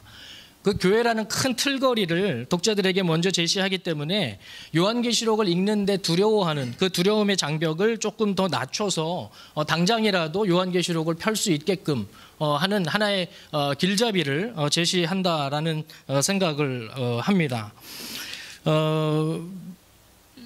뭐 여러 가지 질문들이 있겠는데, 제가 사실 이제 이 글을 읽으면서 목사님의 그 의견에 충분히 공감하면서도 제가 한번 이런 질문을 스스로에게 해보았습니다. 지금 교회라는 주제가 특별히 그 요한계시록에서 교회라는 주제가 부각이 될 때는 단순히 개인적인 그리스도인으로 치환될 수 없는 공동체적인 대응이나 혹은 공동체적인 싸움에 대한 전제를 하고 있다라는 생각이 드는데, 개인적으로 그 단순히 전투하는 교회 혹은 고난당하는 교회라고 했을 때 그 고난은 영적 전투 안에서 나오는 거거든요. 그러면 현재의 현대 교회에서 뭐 독자에게도 하는 질문이기도 합니다.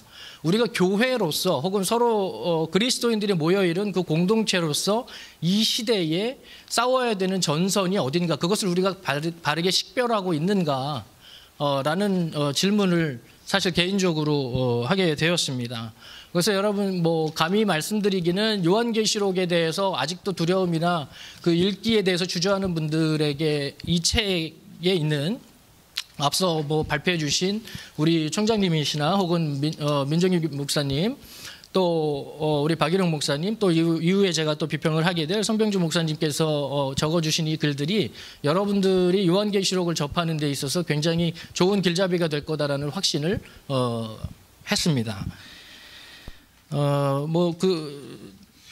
또 두 번째로 제가 그 송병주 목사님 같은 경우는 뭐 여러분 아시는 대로 명망 있는 설교자로 정평이 나 있기 때문에 개인적으로 설교에 대한 글이라서 저 스스로도 매주 설교를 준비해야 되는 입장에서 요한계시록에 대한 설교의 팁을 얻을 수 있겠구나 하고 생각을 했는데 이 얄팍한 기대를 일거에 내려놓게 한 글이기도 합니다. 저자는 어떻게 보다는 본질적으로 어떤 마음으로 설교해야 하는가에 집중해서 논지를 전개합니다. 그러니까 독자로서 제가 참 부끄러워진 대목이고요. 먼저 요한계시록에 대해 막연한 두려움에서 비롯된 읽기 기피 현상에 대해서 문제 제기를 합니다.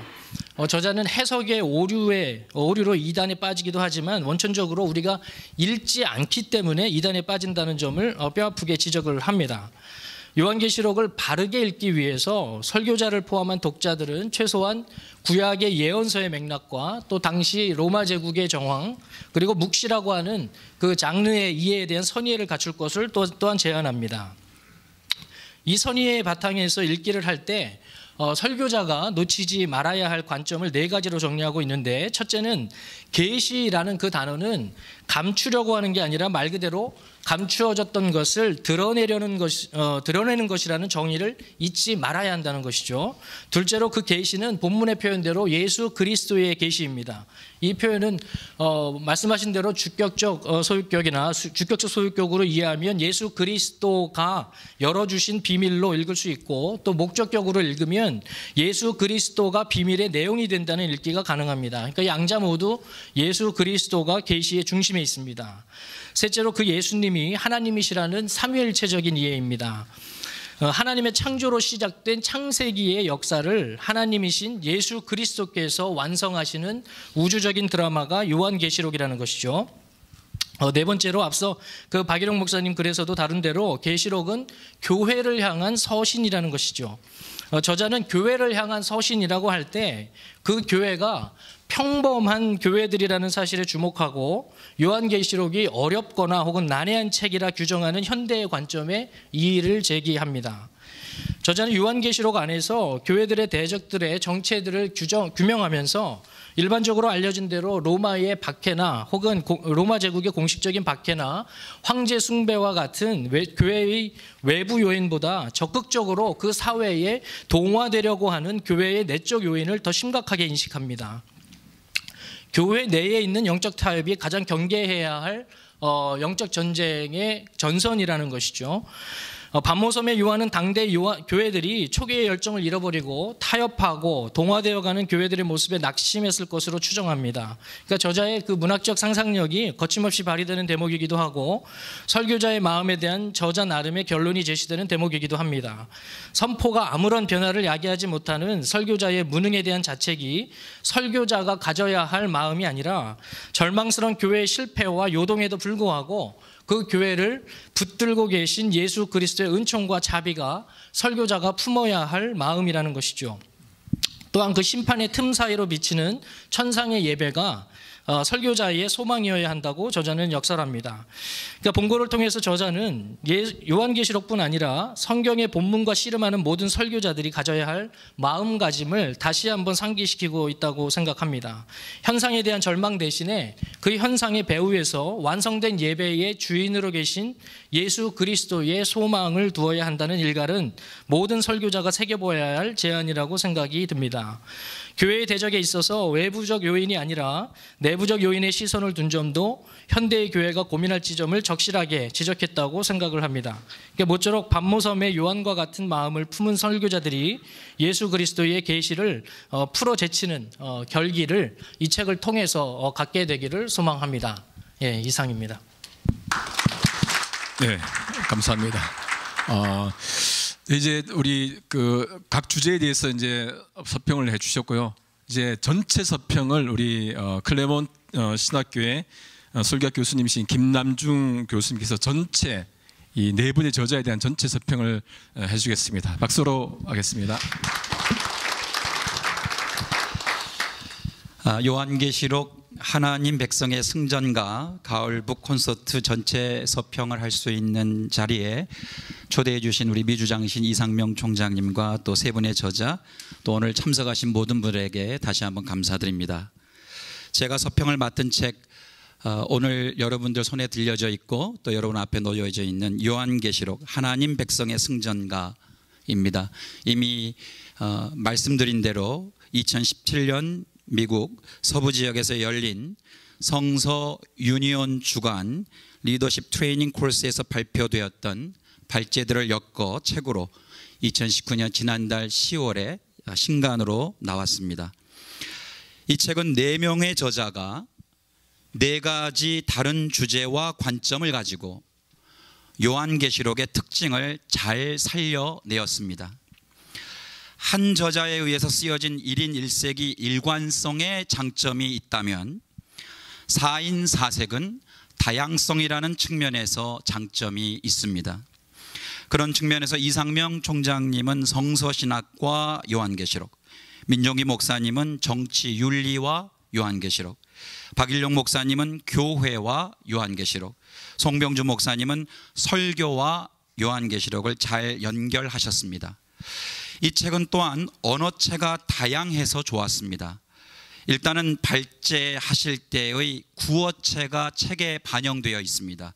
그래서 현장감이 느껴지고 저 또한 마치 2017년 리더십 트레이닝 코스에서 강연을 듣고 있는 듯한 그런 생동감이 있었습니다. 특히 4분의 다양한 필력의 아름다움이 돋보였습니다. 어떤 글은 아카데믹한 현장을 고려한 학자의 필력이 느껴졌고요. 어떤 글은 목회 현장을 고려한 설교자와 목회자의 필력이 어우러져서 책 한 권에서 다양성의 아름다움을 필력을 통해서도 경험할 수 있도록 디자인된 것, 이 책의 강점이자 장점이라고 할 수 있겠습니다. 그러니 꼭 사보셔야 되겠죠. 성서 유니온이 추구하는 세계관적 성서 읽기, 그리고 사상적 적용이 담긴 묵상, 그리고 그 읽기와 묵상이 오늘날 삶의 현실에서 어떤 의미와 상관을 맺고 있는가에 대한 삶의 적용, 즉 성서 읽기와 묵상 그리고 삶의 현장 사이의 이 상호작용에 대한 부분들을 네 분의 저자들이 각각의 주제에 따라 많은 고민을 하셨던 흔적들이 보였습니다. 그리고 강연 내용에 그러한 고민들이 잘 담겨 있음을 확인할 수 있었습니다. 저는 이것을 개인적으로 성서를 펼치면 삶이 되고 삶을 접으면 성서가 되게 하는 것이라는 제 나름의 표현으로 성서 유니온이 추구하는 바를 생각해 보았습니다. 요한계시록이라는 큰 숲을 보여주시는데 심혈을 기울여 주신 이상명 총장님의 글은 건전한 종말 신앙을 회복하는 것에 초점이 맞추어져 있었습니다. 이를 위해 차단, 은폐, 계시, 공개라는 이중 기능을 지닌 묵시와 묵시문학, 묵시적 종말론의 의미와 특징을 참 잘 풀이해 주셨습니다.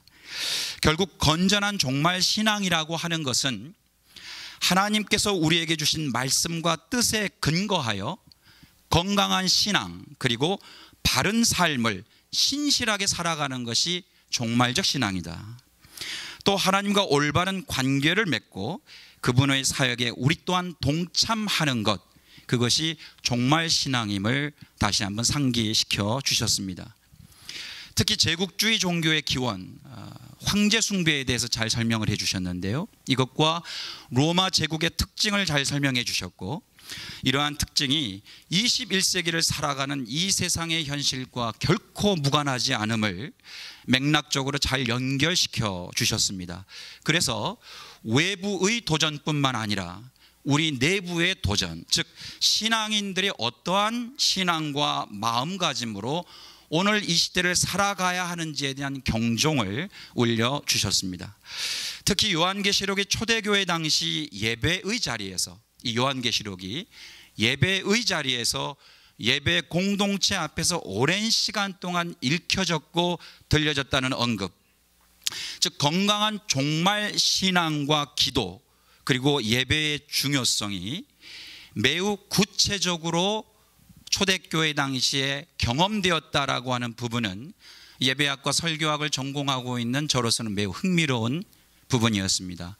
이 부분이 왜 이렇게 중요하냐면 예배학에서는 이러한 표현이 있습니다. Lex orandi, Lex credendi, Lex vivendi. As we pray, so we believe, so we live. 우리가 기도하는 것처럼 그 정도로 우리가 믿고 그만큼 우리가 산다. 그러니까 초대교회에서 이 건강한 종말 신앙이 끊임없이 반복되었다는 것은 그들이 그러한 종말적 신앙을 믿고 그렇게 살았다라고 하는 또 하나의 증거가 될 수 있겠죠. 이 부분은 과연 우리의 오늘날의 교회 안에 이러한 종말적 신앙의 건강함이 매주 우리의 예배 속에서 경험되고 있는가라고 하는 질문을 우리가 던질 수 있는 중요한 계기가 된다고 생각합니다. 초대교회 당시 구전에 따른 청각 예술에만 의존했던 요한계시록의 읽기와 듣기가 저로서는 그러면 오늘날 이 현대교회에서 이 요한계시록이 구전에만 의존했던 청각이 아니라 시간 공간 예술, 후각 예술, 미각 예술, 촉각 예술로 경험될 수 있다면 어떻게 우리가 이것을 구체적으로 예배화할 수 있겠는가 하는 부분을 생각하는 것도 저에게는 또 하나의 즐거움이었습니다. 지면의 한계 때문에 한계에도 불구하고 요한계시록의 구조를 세 가지 방식으로 잘 설명해 주신 부분, 나선, 매노라, 언어적 표지도 참 성서를 특별히 요한계시록을 어떤 방식으로 읽어야 하는지에 대한 이정표를 제시해 주신 것 같아 감사했습니다. 시간의 제약상 짧게 언급하는 부분에 대해 양해를 부탁드립니다. 민종기 목사님의 요한계시록의 정치윤리는 누가 우리의 주입니까? 누가 우리의 주입니까? 라고 하는 이 질문에 청중들이 답변하도록 도전하고 있습니다. 미국 장로교회의 축복 중에 이런 부분이 있습니다. Do not forget who you are, to whom you belong. 여러분이 누구인지 잊지 마십시오. 그리고 여러분이 누구에게 속해 있는지를 잊지 마십시오. 저는 이 이 장로교의 축복 부분에 나오는 이 문장이 민종기 목사님의 글의 요지와 잘 연결되어 있다고 생각했습니다. 이러한 생각과 답변은 신앙적이기도 하지만 우리가 사는 구체적인 삶의 현장에서는 매우 정치적이고 윤리적인 성찰과 질문이며 답변이자 결단이어야 한다는 민종기 목사님의 생각에 저는 동의합니다. 민종기 목사님의 글을 읽으면서 저는 오히려 이사야서 40장 7절 8절 말씀이 계속 생각나더군요. 백성은 실로 풀이로다. 풀은 마르고 꽃은 시드나 우리 하나님의 말씀은 영원히 서리라. 이 겸허한 고백이 건강한 종말 신앙임을 민종기 목사님의 글은 시종일관 보여주고 있었습니다. 박일용 목사님이 강연하신 혹은 발제하셨던 요한계시록과 교회는 요한계시록의 집필 목적이 교회를 위한 것이었고 교회에게 들려주고 싶은 메시지였다는 측면에서 새로운 해석, 새로운 관점을 반영하고 있는 것입니다. 특히 계시록에 언급된 알파와 오메가를 교회와 연결시킨 부분은 박 목사님의 성경 묵상에 대한 깊이와 오랜 시간 동안 요한계시록 본문을 읽고 해석하신 시간에서 건져 올린 매우 창의적인 해석이라고 보았고 흥미롭게 저도 읽었습니다.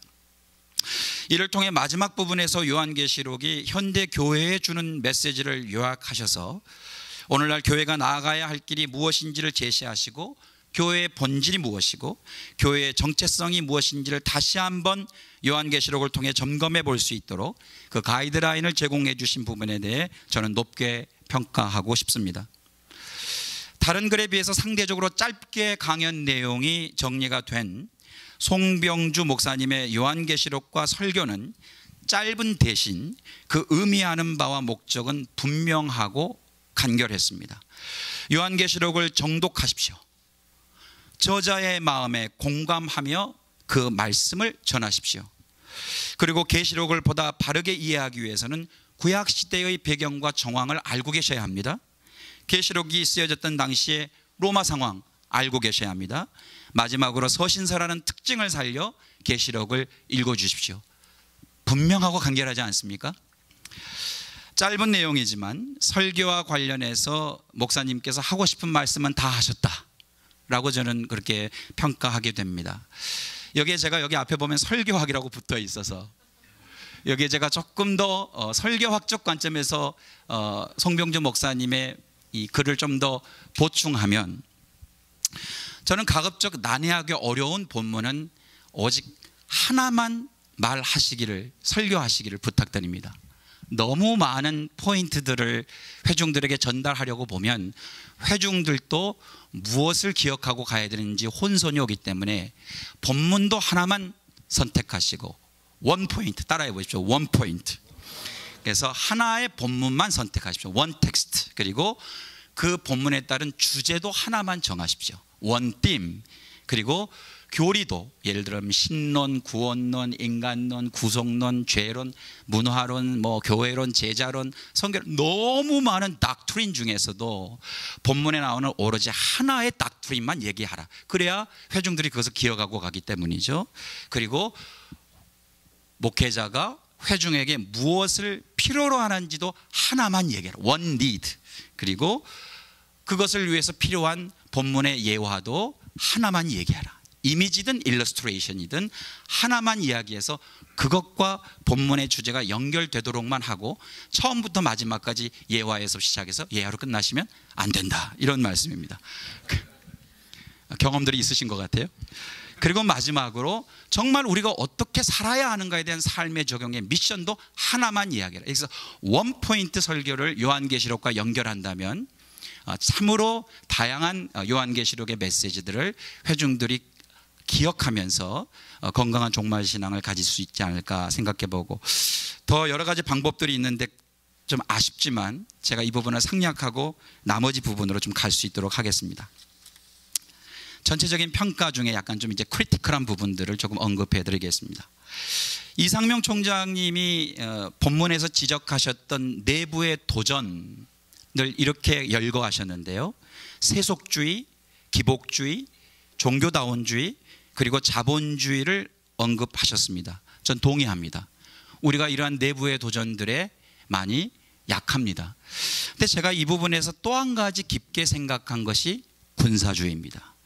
특히 분단의 아픔을 겪고 있는 우리 민족에게 있어서 이 이데올로기와 군사주의 또한 내부의 도전 중 하나로 간주해야 할 만큼 우리에게 심각한 도전이 아닌가 생각해 봅니다. 여러분, 이런 군사의 용어들이 조금 더 제가 좀 더 말씀드리겠습니다만, 우리의 신앙 공동체 안에서 여과 없이 사용될 때 우리의 삶과 태도는 공격적 성향을 갖게 됩니다. 질 것인가 이길 것인가 두 가지 중에 하나만 선택하게 됩니다. 나랑 생각이 다르면 적군이 되고 나와 생각이 같으면 아군이 되는 사고와 삶의 방식을 취하게 됩니다. 이것이 예배 안에서 언어를 통해서 혹은 우리의 프랙티스를 통해서 끊임없이 반복되면, 목사님께서 요한계시록에서 말씀했던 세 가지의 구조, 즉 나선형, 메라노, 그리고 언어적 표지라는 관점에서 우리에게 이 군사적 삶이 체화됩니다. 그래서 우리의 삶이 적대적인 태도를 보이게 되고 모든 것을 군사적으로 생각하게 되죠. 이 부분은 제가 좀 이따 단어를 통해서 조금 더 보충해 드리도록 하겠습니다. 그래서 이러한 부분에 대한 깊은 성찰이 또한 있어야 하지 않겠는가. 군사주의에 대한 부분을 우리가 좀 더 깊이 생각해 봐야 되지 않나. 이것이 오늘 우리 한국교회의 현재 갈등 구조 아니겠습니까? 잘 생각해 보시면 우리의 이 갈등이 분단의 아픔 속에서 일어난 이데올로기와 군사주의에 뿌리를 두고 있다는 부분을 좀 깊이 성찰하면 좋겠습니다.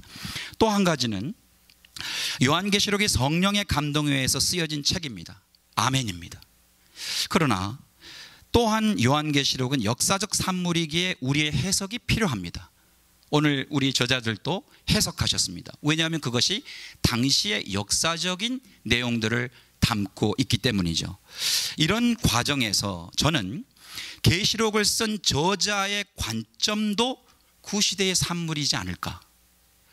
요한계시록을 쓴 요한이라는 저자 자체도 옛 시대의 사고를 통해서 당시의 현상을 보고 기록하지 않았을까 하는 부분까지도 좀 더 우리가 확장시켜야 되지 않나 하는 그런 의견을 제시해 봅니다. 현재 요한계시록은 마치 하나님의 제국과 로마 제국 사이의 충돌로 보입니다. 여러분, 제가 여기서 제국이라는 말을 두 번 쓴 것을 주목해 주십시오. 하나님의 제국과 로마 제국. 결국 하나님의 제국이 옛 시대 옛 질서인 로마 제국을 대체하고, 저는 이걸 굉장히 완화해서 지금 말했습니다. 대체했다고만 말했습니다.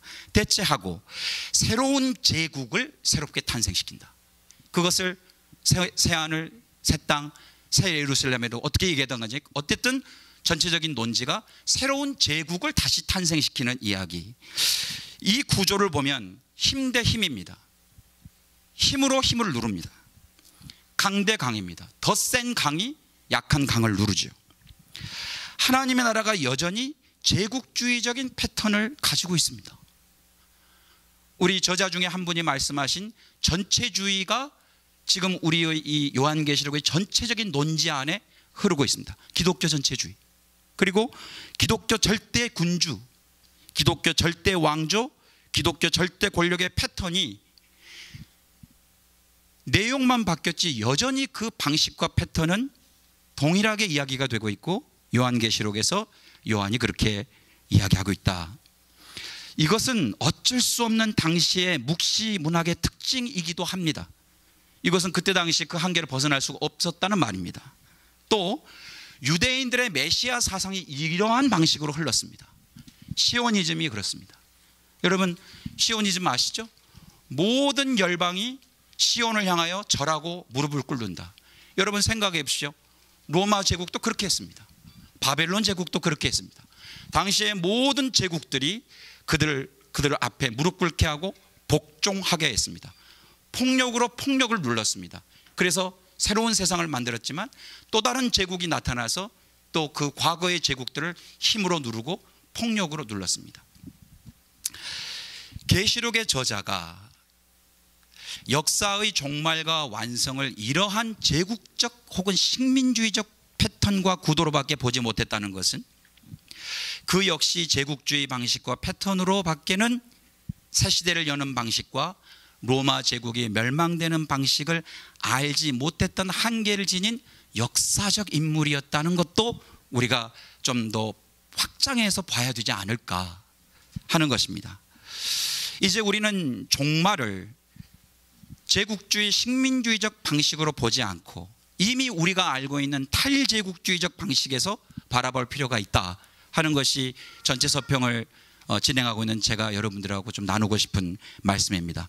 힘을 힘으로 누르고 폭력을 폭력으로 해소하는 그런 방식이 아니라 복음 그 자체가 가지고 있는 사랑, 정의, 평화, 연민, 나눔, 공감, 조율, 환대, 존중.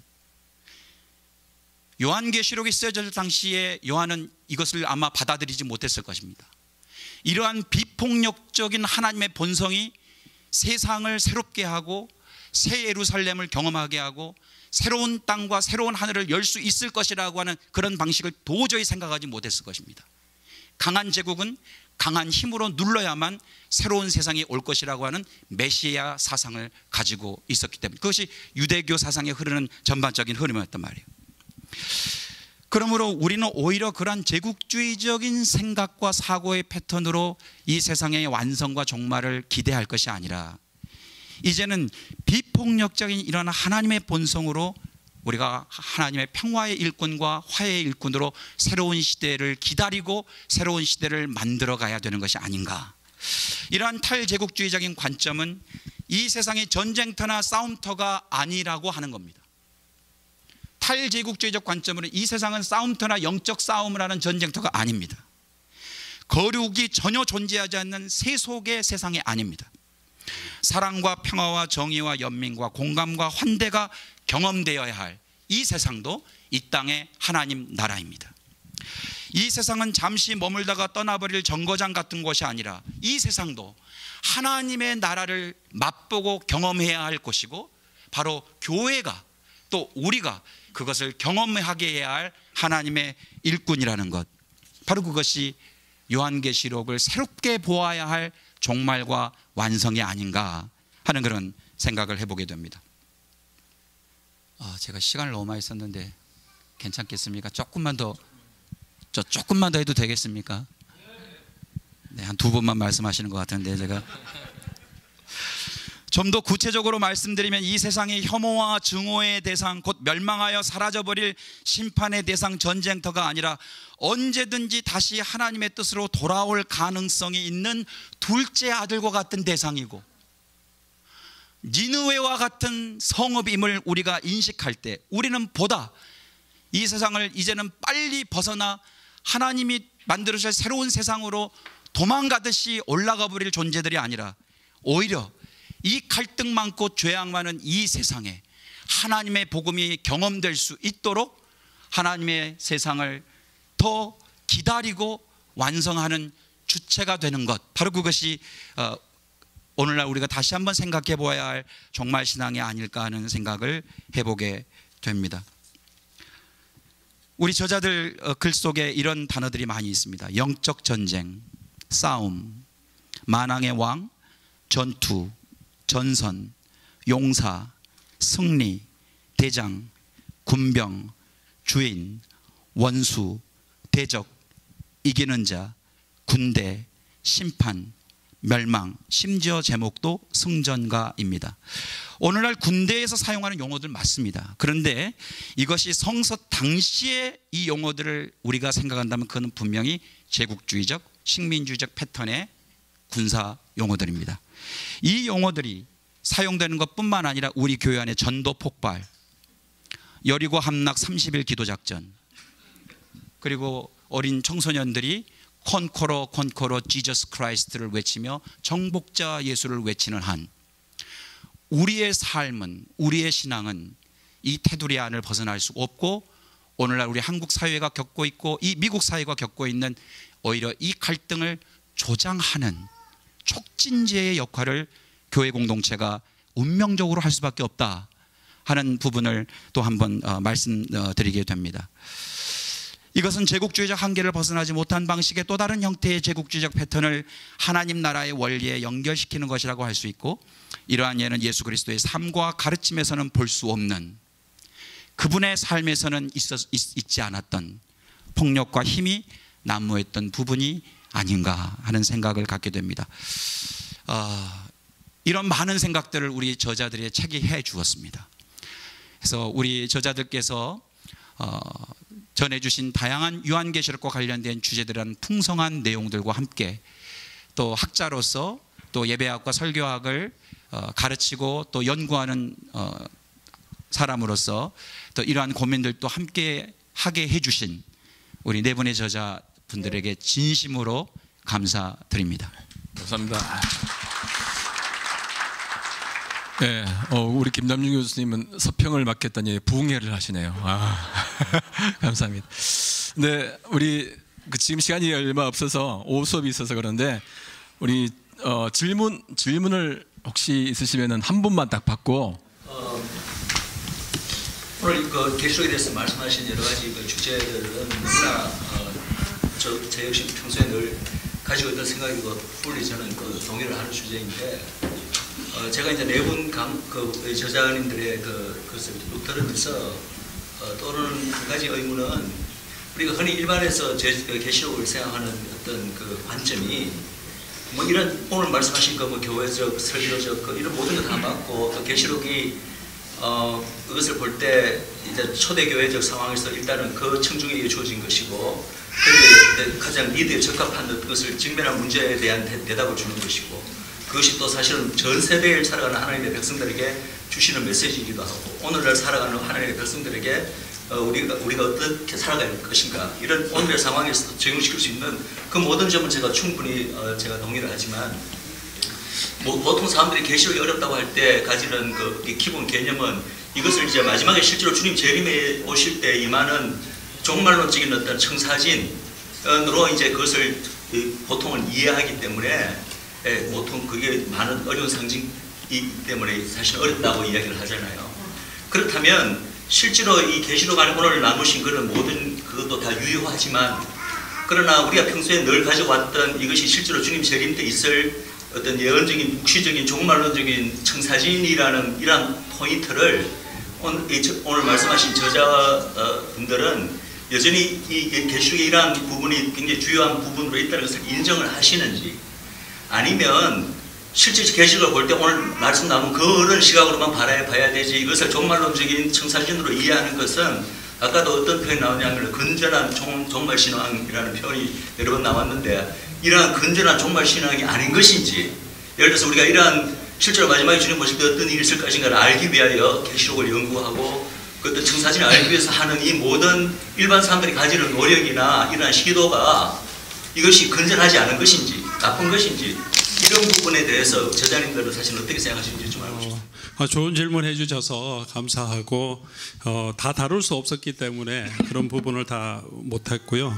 핵심이 장차 올 일에 대한 것은 분명하고, 그 장차 올 일이 단순히 그 세대주의적인 종말론에서 대간 것처럼 마지막 7년 대환란에 집중하는 것이 아니다는 것, 그것이 계시록 전체가 가지고 있는 관점이 아니라 그 당시에도 있었고 역사적으로 계속되어 왔고 지금도 우리 상황에 있는 상황이기 때문에, 계시록에서 보여준 종말론적인 관점은 어떤 장차 올 7년 대환란 마지막 때의 시기만은 아니라는 걸 말씀드리고 싶고요.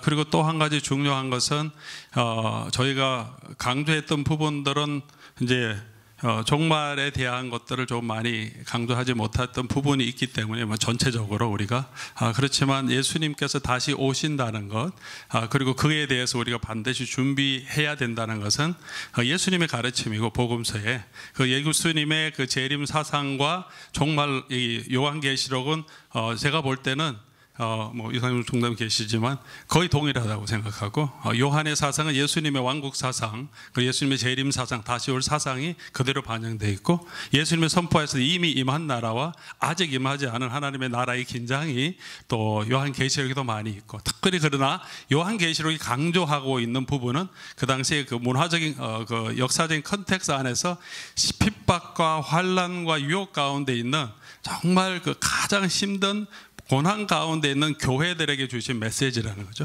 그래서 어떤 측면에서는 다시 오실 주님에 대한 대망이 굉장히 강하게 나타나 있는 부분이라고 생각하고, 오늘 이 시대에 왜 계시록이 더 중요하다고 생각되냐면 우리가 그런 환경으로 가고 있기 때문이라고. 그러니까 어떻게 보면 우리의 모든 역사가 마지막 때로 가고 있기 때문에 우리가 계시록이 더 중요하지 않을까 생각되고요.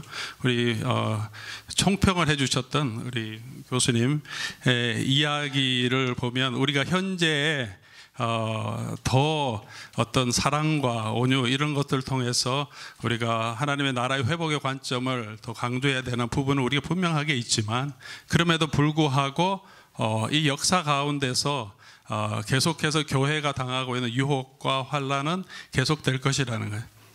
크리스텐덤에 있었다고 하더라도 또 지금 우리 사상에서 우리가 사랑과 이것이 복음서에서 강조되는 예수님의 사상이 우리가 그것이 제국적인 관점이라고 본다면, 예수님의 사상이 왕국 사상이 제국적인 관점인가? 우리는 어떤 관점에서 성경을 봐야 될까 하는 주제에 있어서 우리는 성경적인 관점에서 예수 그리스도의 모습, 하나님의 나라를 봐야 되고, 그것이 우리에게 주신 메시지로 가야 되죠. 성경에서 요한 사도가 보여주는 성령의 감동으로 보여주는 관점을 제외하고 그것이 무엇인지를 바로 알고 적용하고 그것을 우리 삶에 어떻게 적용해가 나타나는 것이 중요한 건데, 그 관점은 제국적인 관점으로 이렇게 해석돼 버린다면 저자의 의도 자체가 바로 파악하는 게 중요하지만, 뭐 제가 조금 더 전통적인 신학자인지 몰라도 그것을 그게 다시 우리가 어떤 다른 관점에서 보기 시작한다면 성경을 우리 어느 근거에 의해서 성경을 해석할 수 있을까, 성경이 하나님의 말씀이라고 주장할 수 있을까 하는 생각이 들어서요. 뭐 약간 밸런스를 우리 주자면 좀 그런 의미에서 우리가 우리 형제님이 지적한 그 부분에 대해서 우리가 성경이 요한계시록을 잘 읽어보면 그 안에 많은 해석이 있기 때문에 그래서 많이 공부하시면 그 안에 우리가 충분한 그 고민에 대한 답이 있다고 생각하고 그 종말 신앙으로 계속 믿음 안에 썼으면 좋겠습니다. 네, 송 목사님 한번 이야기하시죠. 하실 이야기 하십시오. 네, 아무래도 작은 책이다 보니까 많은 내용은 다 못 다뤘던 부분들이 있을 거고요. 그리고 부족한 부분들은 또 그렇게 또 관심이 없어서 그건 아니라서 그렇게 하고 있는 건 아니라는 점도 참고해 주시면 감사하겠습니다. 그리고 금방 같이 계속 이제 말씀을 보면서 같이 굉장히 중요한 부분은, 저도 아까 그 제국과 신국의 이야기를 저는 분리시켜서 이야기를 했는데, 신국은 분명히 제국은 아니라고 생각을 하고, 그리고 신국은 철저하게 그 제국의 크리스텐덤은 제국화된 신국의 모습을 추구했다라고 생각을 하고요. 그래서 그 점에 있어서 분명히 다른 부분들이 있다고 생각을 해봅니다. 그래서 출애굽의 모티브가 계시록에도 많이 나타나고 있기 때문에, 그러나 그 속에서 분명히 저는 두 가지가 있다고 생각을 하는데, 출애굽의 모티브에서 나타나는 하나님의 나라의 시련은 그 소위 말하는 제국에 대한 징벌로서의 모습. 그래서 하나님은 힘없는 제국 앞에서 신음하고 살아가야 할 그 소외된 백성들의 편이시라는 측면을 저는 보여주는 게 심판이라고 하는 메시지가 가지고 있는 독특성이라고 봅니다. 그래서 스스로 징벌할 수 없는 권력과 제국의 힘 앞에 살아가는 백성들에게 하나님이 그들을 징벌해 주신다는 것은 저는 굉장히 큰 사회적 약자가 이렇게 자기 스스로 구현해낼 수 없는 정의와 평화에 대해서 하나님이 징벌해 주신다는 측면을 이제 많이 보기 때문에, 그 맥락이 신국이 가지고 있는 힘이라고 생각하고, 교수님께서 또 지적해 주신, 사실 너무 그러나 이게 군사적 용어로 실제로 자리 잡고 마지막 재림의 역사 속에 도무지 존재하지 않는 기독교 패권적으로 이해하는 것은 저도 절대 동의해서는 안 된다고 생각합니다. 이게 종교적 패권주의화 되어져서 이것이 하나님 나라가 또 다른 크리스텐덤의 모양으로 나타나는 것은 절대로 있어서는 안 되고, 그리스도의 승리는 그런 방식의 이제 십자가를 통한 승리를 통해서 오히려 나타난 특징들을 우리가 보기 때문에 가만 같은 맥락. 그래서 이제 그러나 아무래도 이게 표현상으로 저 같은 사람도 고신 출신이기 때문에 이제 훨씬 더 익숙한 표현들이 그쪽에 더 쏠려 있는 거는 사실이겠지만, 그래도 이제 제일 중요한 부분은 아마 그 맥락을 같이 공감하고 있는데, 표현하는 방식 과 어프로치하는 서로의 그 접근의 차이가 있을 거라고 저는 생각을 해서 금방 제안해 주신 제안을 굉장히 저는 긍정적으로 수용을 하고 또 의도와 우리 저자들의 의도와 취지는 또 기독교 제국으로 가는 것을 동의한 것은 아니다 하는 측면도 그냥 살짝 디펜스하고 넘어가겠습니다. 네, 제가 그 좀 두 분의 질문 받으면서 느끼는 것은 우리 기독교가 현대 기독교가 지금 취하고 있는 것 중에 아주 심각한 폐단 그리고 척결해야 될 것은 교권주의, 성리주의, 정복주의. 김남중 교수님 말씀하신 군사주의를 다른 용어로 한다면 정복주의와 아마 성리주의로 대체할 수가 있을 거예요. 그렇지만 기독교는 그런 것을 추구하지 않고요. 그건 복음의 핵심도 원리도 아닌 거거든요, 분명히. 그러니까 저는 종말론적 긴장을 가지면서 어떻게 이 땅 가운데 하나님의 백성답게 살아가는가 하는 것이 결국은 요한계시록이 우리에게 던져주는 중요한 도전이다라고 생각합니다. 당신은 준비되어 있는가? 레디니스에 관한 질문이고요. 그리고 제가 이제 마지막 생각하는 것은 우리의 라이프 스타일은 그 우찌무라 간조가 이런 말을 합니다. 여러분은 미움을 사랑으로 그리고 강함을 약함으로 죽음을 십자가로 그렇게 이겨나가는 이것이 우리가 취해야 할 우리 크리스찬의 라이프 스타일이어야 된다라고 생각하고요. 다만 이 땅 가운데 우리 성도들이 하나님의 백성으로 살아갈 때 당면하는 여러 가지 많은 어려움과 고난과 고통과 또 심지어 죽음이라고 하는 가장 극심한 우리의 그 에너미가 있잖아요. 그럼 그걸 어떻게 극복할 거냐?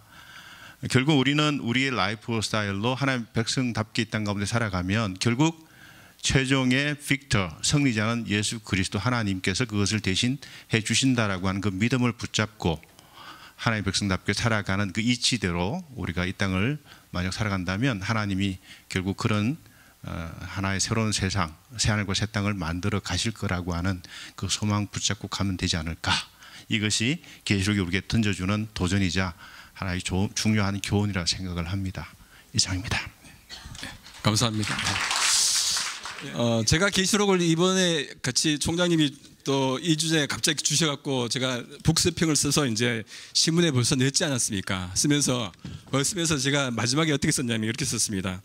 손이 가요, 손이 가, 계시록에 손이 가요. 아이 손, 어른 손, 자꾸만 손이 가. 언제든지 계시록 어디서나 손쉽게 누구든지 읽어요. 요한계시록.